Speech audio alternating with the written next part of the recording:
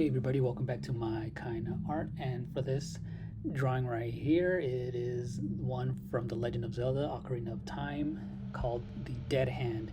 Very unexpected and scary enemy from that game, and I remember this was one of my favorite designs. And yeah, just wanted to draw this for Inktober, something really creepy. And yeah, comment down below what is your favorite scary video game monster, and make sure you like, comment, and subscribe, and help me get to 1,000 subscribers by the end of this year. Thanks and bye.